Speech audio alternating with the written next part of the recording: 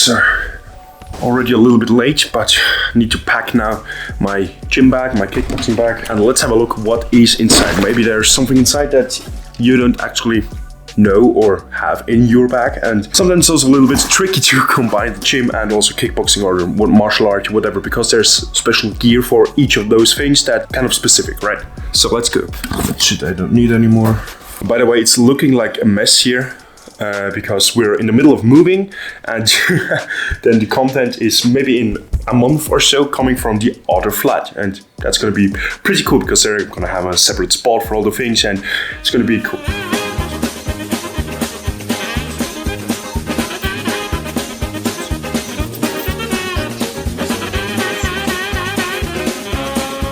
But always have like this thing that you can use for everything, like for showering, for your hair, for your beard, everything, and everything has like 50 products. And in a case like this, I don't want to have like 1,000 different things. It just needs to be concise, okay?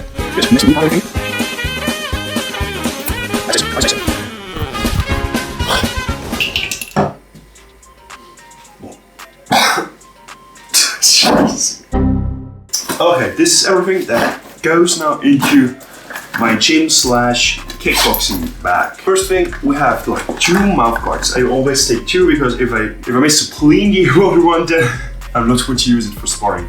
Then we have a shower gel for showering afterwards.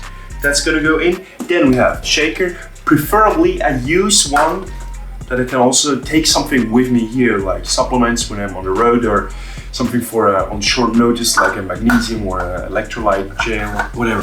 Then next up, shin guards. Those are taking like the most space, so it's a little bit hard to pack. Next, the 10-ounce gloves. After showering, pretty important to always have something to wear afterwards. So I would take here underpants and some socks, and I forgot something.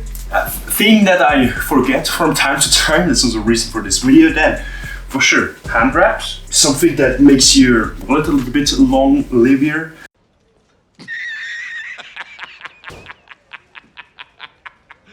Because then you don't need to change your boxing gloves as much. It's not even for like all the protection thing. Yeah, for sure it is as well.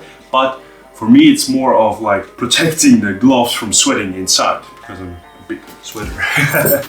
Jumping rope for both workouts. That's something I use. Then here, hand wraps, pretty much for the gym only, because you can tighten those here, and then you can like lift heavier weights than your forehands would prevent you to lift. Because, for example, when you do the deadlift, you're working your lower back, your legs, your hamstrings. Those are big muscles, your glutes, and you grip them with your hands. So this is then your forearm and your grip strength.